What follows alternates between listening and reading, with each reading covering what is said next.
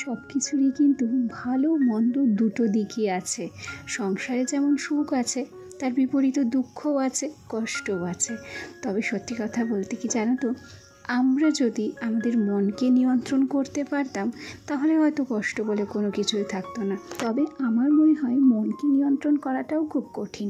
যাই হোক, অনেক গল্প হবে, তার আগে দেখো তোমাদেরকে একটা জবা ফুল দেখাচ্ছি। এই ফুল গাছটা আমার বর নিয়ে এসেছে, দুটো ফুল গাছ এনেছে। একটা এনেছে লক্ষ্মী জবা আর একটা এনেছে ডবল জবা। আসলে ও যেদিন অফিস থেকে ছুটিতে বাড়ি আসছিল সেদিন পলাশি নেমেছিল, পলাশিতে নাকি জবা ফুলগুলো বিক্রি হচ্ছিল, আর সেটা দেখে ওর ভীষণ পছন্দ হয়ে গেছিলো, তাই দুটো জবাও নিয়ে এসেছে। আচ্ছা, এখন আমি ছেলেকে নিয়ে চলে এসেছি স্কুলে, আর এখানে না ও সবার সঙ্গে খেলা করছে। যাই হোক, গল্প করতে করতে আমি কিন্তু নিজের পরিচয়টা আজকে দিতে ভুলেই গেছি। চলো আগে নিজের পরিচয়টা দিয়ে দিই, তারপর অনেক গল্প হবে। নমস্কার, কেমন আছো সবাই? আশা করছি সবাই ভালো আছো, আর আমরাও বেশ ভালো আছি। আমি রিমি। আজকে আমার আরও একটি নতুন ব্লগে তোমাদের সবাইকে অনেক অনেক স্বাগত জানাই। তোমরা তো সবাই জানো যে সকালটা আমার কিন্তু এক প্রকার ব্যস্ততাময়ই কাটে। শুধু আমি বলে নয়, যাদের বাচ্চারা স্কুলে যায় না কেন, সমস্ত মায়েদের সকাল এইভাবে ব্যস্ততা দিয়েই শুরু হয়। যাই হোক, ছেলেকে স্কুলে দিয়ে এসে এদিকে রান্না বসিয়ে দিয়েছি। বাসি কাজকর্ম অনেক আগেই হয়ে গেছে। এখন আমি ভাতটাকে বসিয়ে দিচ্ছি, আর ভাতের সঙ্গে দিয়ে দিচ্ছি দুটো আলু সেদ্ধ, আর ওদিকে একটা বাটিতে বসিয়েছি গরম জল।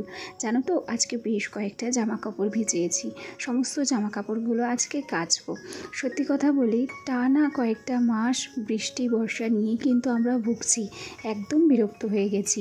এই রোদ তো এই বৃষ্টি, আবহাওয়া যে কখন হুটহাট করে পরিবর্তন হচ্ছে বুঝতে পারছি না।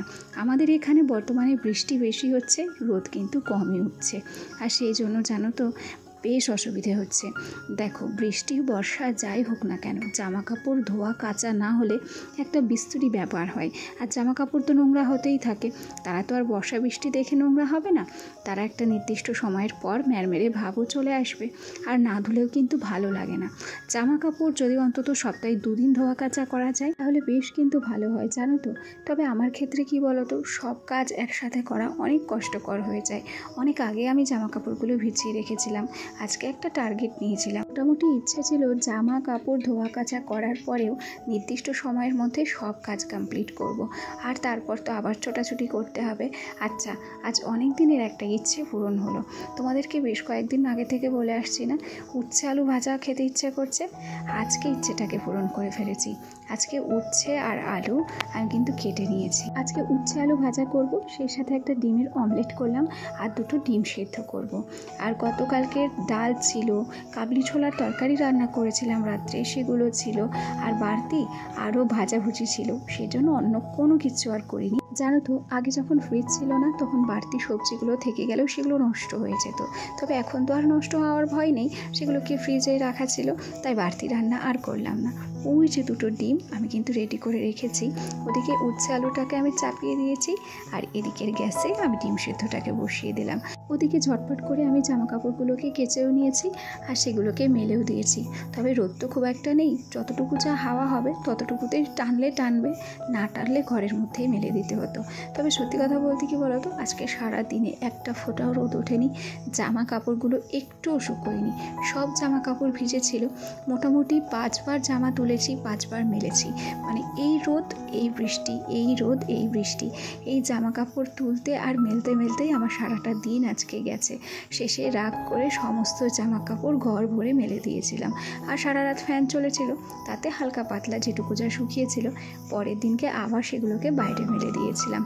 আচ্ছা, গল্প করতে করতে ওদিকে সকালে কিন্তু আমি খাবারটা খেয়েও নিয়েছি, আর তারপর সুন্দর করে টেবিলটাকে মুছে নিলাম। আগে একটা সময় ছিল যখন বাচ্চা কাচ্চা ছিল না, যখন সংসারের কাজগুলো করার পরেও এতটা অবসর সময় থাকতো, সেই অবসর সময়টা যেন কাটতেই চাইতো না।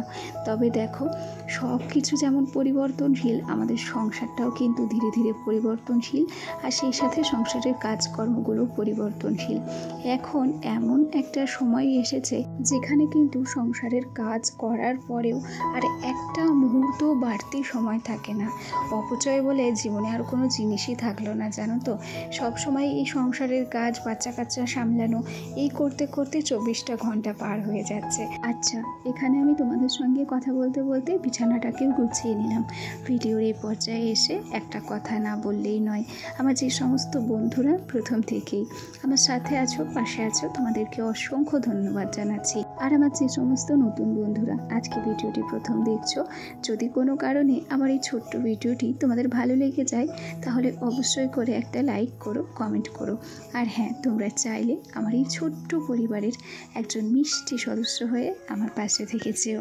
গতকাল রাত্রে যখন ছেলেটাকে ভাত খাওয়াচ্ছিলাম, আলু সেদ্ধ, একটু বাটার, সেই সাথে ডাল সেদ্ধ দিয়ে ভাতটাকে মেখে দিয়েছিলাম। ভাতটা বেশ নরমই হয়েছিল। তবু আমার ছেলেটা কি করেছিল জানো? আসলে ও তো খুব চঞ্চল, একটা মুহূর্তও স্থির থাকতে পারে না। যখন ওর মুখে ভাতটাকে আমি দিয়েছি, সেই অবস্থায় ও নাচ শুরু করে দিয়েছে। আর যেই নাচ শুরু করে দিয়েছে, সেই ভাতটা আমার ছেলের গলায় বেঁধে গেছিল। সত্যি কথা বলি, কি যে পরিস্থিতির মধ্যে দিয়ে গেছে কালকের রাতটা, সেটা শুধুমাত্র আমরাই জানি। প্রথমে ভেবেছিলাম যে খুব একটা অসুবিধা হবে না, পরে বুঝতে পারছিলাম জানো যে ওর ভীষণ কষ্ট হচ্ছিল। ওর পিঠে অনেকবার চাপড় মারার পর ও বমি করেছিল। প্রায় 4-5 বার বমি করার পর গিয়ে শরীরটা ওর একটু সুস্থ হয়েছিল জানো। আসলে কি বলো তো, বাচ্চা কাচ্চা যদি শান্ত না হয় না, সেই মা বাপের কোনো সময় একটু হলেও শান্তি থাকে না। আমি যে স্কুলে টিফিনটা দিই, ওর টিফিন পিরিয়ড হলে আমার ভীষণ চিন্তা হয়। আমি বাড়ি বসে থাকি কিন্তু মনটা থাকে আমার স্কুলে। আমি সব সময় ভাবি যে ছেলেটা তো আমার অস্থির, স্কুলে টিফিন খাওয়ার সময় না জানি কী করে বসে। তবে আজ যেহেতু আমি স্কুলে গিয়েছিলাম সকালবেলা, স্কুলের আন্টিকে বলে এসেছিলাম, সেই সঙ্গে টিচারদেরও বলে এসেছিলাম। আচ্ছা, ওদিকে গল্প করতে করতে সমস্ত কাজকর্ম সেরে নিয়েছি। উচ্ছে আলু ভাজাটাও আমার হয়ে গেছে, সেটাকে নামিয়ে তার আগেই কিন্তু আমি রেডি হয়ে গিয়েছিলাম। তারপর সোজা আমি চলে এসেছি কিন্তু স্কুলে। দেখো, এখানে ঠাকুর তৈরি হচ্ছে, সবে বিচুলি দিয়ে স্ট্রাকচারটা তৈরি হচ্ছে, এরপর মাটি লেপা হবে। তারপর আস্তে আস্তে দেখতে দেখতে পুজো কিন্তু আমাদের দোরগোড়ায় চলেই এসেছে। তবে পুজো আসবে আর হুশ করে চলেও যাবে। এই যে পুজো আসছে আসছে ভাব, এটাই কিন্তু সবচেয়ে বড় আনন্দের জানো। আর এবছর পুজো তো অনেক এগিয়ে, অনেকে কিন্তু আগের থেকে বাজার করা শুরু করে দিয়েছে, তাই না? আমারও কিন্তু পুজোর বাজার প্রায় হয়েই গেছে, তবে তোমাদের সঙ্গে এখনও পর্যন্ত শেয়ার করা হয়নি, সেটা না হয় পরেই শেয়ার করব। আচ্ছা, এ পর্যায়ে সোনাকে নিয়ে বাড়িতেও চলে এসেছিলাম। তারপর কিন্তু খাওয়া দাওয়া সমস্ত কিছু হয়ে গেছে। আর এখন কিন্তু আমি আলনাটাকে একটুখানি গুছিয়ে নিচ্ছি। বেশি কিছু জামা কাপড় ছিল না, ওই গামছা টামছাও ছিল ভাঁজ করতে, গামছাটাকেও সুন্দর করে ভাঁজ করে আমি কিন্তু আলনাতে রাখলাম। আসলে কি বলো তো, ঘর দোর গোছানো থাকলে মনটাও অনেক ভালো থাকে জানো তো। যদি রাতও হয়, রাতের বেলাতেও কিন্তু আমি আমার ঘরটাকে পরিষ্কার করে রাখি। কেন কি, আমি সব সময় ভাবি সকালে উঠে একটা যদি গোছানো ঘর দেখি, মনটাতে কিন্তু একটা আলাদা শান্তি বিরাজ করবে, আর সকালটাও কিন্তু আমার খুব ভালোভাবেই শুরু হবে। আসলে কি বলতো, প্রত্যেক দিনের কাজগুলো প্রত্যেক দিন করে নেওয়াই ভালো। কারণ কি বলতো, কাজ যদি জমিয়ে রাখি তাহলে কিন্তু কষ্টটা আমাদেরই হবে। যাই হোক, ভিডিওর এ পর্যায়ে এসে যারা যারা এখনও আমার সাথে আছো অথচ একটা লাইক করতে ভুলে গেছো, ভিডিওটি যদি কোথাও কোনো অংশ ভালো লেগে থাকে তাহলে প্লিজ একটা লাইক করে। যাই হোক, এ পর্যায়ে ঘরটাকে গুছিয়ে তারপর সোজা চলে এলাম কলপরে। আজকে অনেক থালা বাসন ছিল, সেগুলোকে একটু ধুয়ে মেজে নিচ্ছি। তাহলে চলো, আমার আজকের ভিডিওটি কেমন লাগলো কমেন্ট করে জানাতে ভুলো না। আজ তবে আসি, কাল আবার দেখা হবে। সবাই ভালো থেকো, সুস্থ থেকো, আর অবশ্যই আমার সাথে থেকো আর পাশে থেকো। আজ তবে আসি, টাটা সবাইকে।